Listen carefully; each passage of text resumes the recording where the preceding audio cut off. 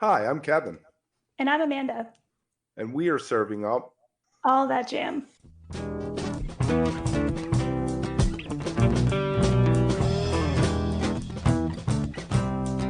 All That Jam, Quick Hit. Duane Betts on his latest Wild and Precious Life.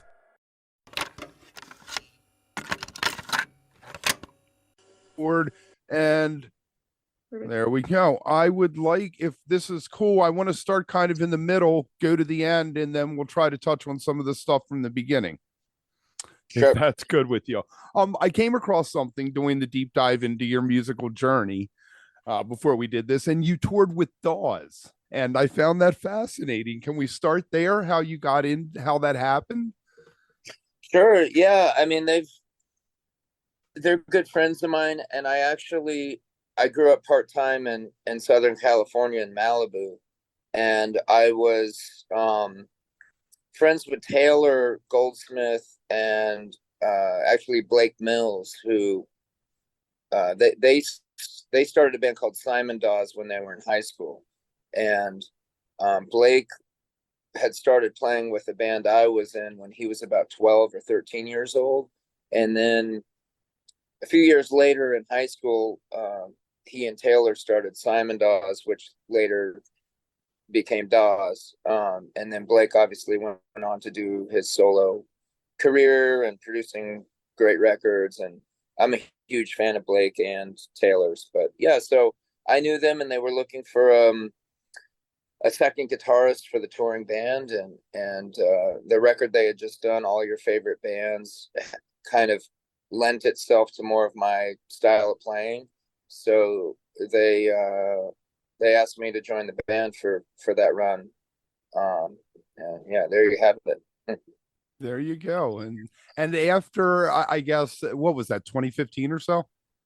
Yeah, I played with them in 2015 and 2016. Okay. And then after that, we saw your first EP come out, Sketches of American Music. You want to talk a little bit about what prompted that? You had been out there on the road doing what you were doing for many, many years before 2018.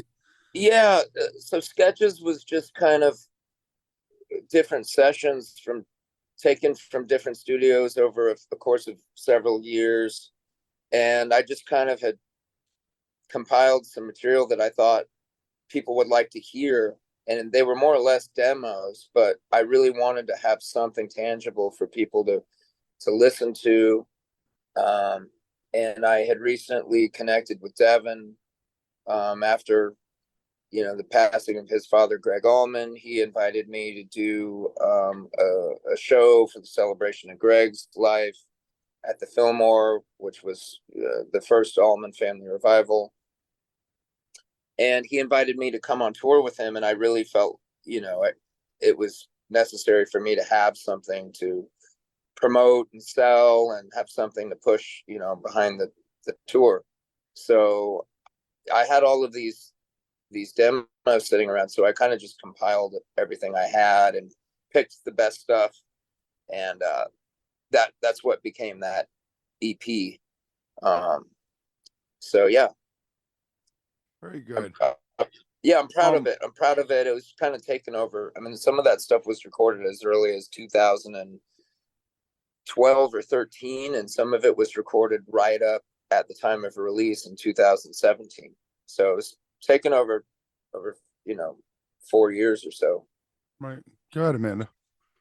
So thinking about that, then, I mean, I would think that one of the benefits of being able to include kind of that shows a trajectory. Do you feel like there's differences between some of those earlier works and then what came, a little bit later? Like, was that your goal, or did that kind of just happen? Well, I kind of was just recording demos and experimenting and seeing what I was coming up with. I recorded for that EP, that first EP. I mean, I recorded 3 songs in Nashville with Steve Cropper, and I was just kind of seeing what I could get, and when I went to put it all together, I just kind of picked the things that moved me the most. So yeah, I was just kind of, I mean, the new record is totally different because we went in, it's a cohesive body of work that was recorded, written around the same time, recorded at the same time. It all has a common thread in the sound that runs through it. So it's a bit different than the first thing I did, you know. And I call the first one I did, I called an EP. I mean, I could have called it an LP. It was long enough, but I wanted, when I went in and really did a real record, I wanted it to be my debut LP, you know. And And you're you're with talking about Wild and Precious Life, right? Yeah, Wild and Precious Life. Yeah, my new record that just came out about a month ago. right, and it's Royal Potato Family. We love Kevin. He has been on before. He's introduced us to a lot of great people.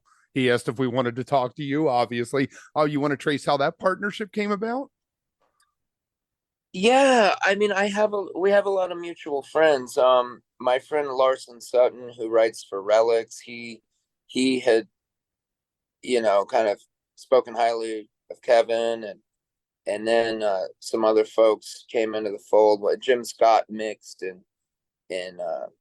you know, he knew Kevin, and his manager knew Kevin, and you know, it's a small world, so he really loved the record and understood what I was going for, and wanted to get behind it. So I was really grateful for that.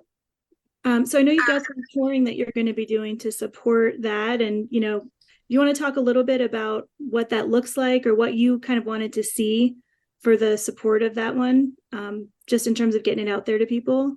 Yeah, I mean, you just hit the ground running and try to get the music out to as many folks as possible. You know, we're out right now. I'm in Columbus. I'm on an off day right now, but we just played 2 nights in Port Chester at Garcia's at the Capitol Theater. And we're on tour with our friends Cordovas, who are a really cool band. I don't know if you know them, but yeah, we're all together, and the shows have been great. And yeah, you just keep doing shows and keep getting it out there to people, and it's if you're doing it right, it should be fun. If And you're this having are fun, then you you're doing it are right you thing. with are you with Palmetto Motel now? Is that who you're playing with? Yeah, that's my band. That's my touring band, what I call them. I wanted to give my band a little bit more identity than just having it under my name. Like the record I want under my name, but I have a really great band of musicians, and I just wanted to kind of give it a cool moniker, you know, a cool name for the live band, you know, like Steve Earle and the Dukes, you know, Ryan Adams and the Cardinals, Neil Young and Crazy Horse. So, Dickie Betts and Great Southern. yeah, yeah. So Oh man, fantastic. All right, so what is your process when going in the studio? Is it different for the solo project than something you do with, say, the Almond Betts band? it's a bit different because it's kind of all on you. I mean, this record is not that my personality isn't all over, you know, isn't in the Almond Betts stuff, but you know, when you have a partner and you have someone else singing, and it's not quite as strong an imprint of your personality alone, you know. And I had so much help from all the musicians, and you know, John Ginty, Johnny Statula, Tyler Greenwell, Barry Dwayne Oakley, all of the core band, and all of my guests, you know, um, Bobby Tees and Jim Scott, um, you know. So it was a group effort, definitely. But I mean, this was kind of like my vision. You know, I assembled the team. I put this together. I brought in the folks that I really thought would work well together and work efficiently. And I really kind of just put this thing together. I mean, Derek and Susan, I ran into them at a birthday party down in the Keys, and they were asking what I was up to and what my plans were. And I said, well, I really want to do this record. I've written some songs, and I'm writing some more songs, and I really want to get in and do a Duane Betts record. And Susan immediately said, well, yeah, you should come record at our studio at our house. So that was kind of that was kind of the spark of giving it a path of like where to do it, how to do it, who to do it with. And it kind of just, it was kind of like, don't tempt me with a good time, you know? So I was immediately on it, and I started putting it together and just producing, you know, more or less producing the what became to be the session, and then, you know, getting everything together for it. And then, you know, that's how records are made. You just kind of, things fall into place and you make a few calls, and the next thing you know, you're there. So but, Now, the songs on this new one, were they road tested at all, or it was everything was written and then done in the studio first, and then you took them out live? Everything was written before it was played. None of these songs had been played at all. Before they were recorded. If you are enjoying All That Jam, please like and subscribe to our social media channels at All That Jam Pod on Twitter, Instagram, and Facebook, or visit our website, allthatjampod.com. Make sure to sign up for our email list and tune in every week for new episodes. Also, look for full interviews on our YouTube channel. And remember, stay beautiful, but don't stay underground too long.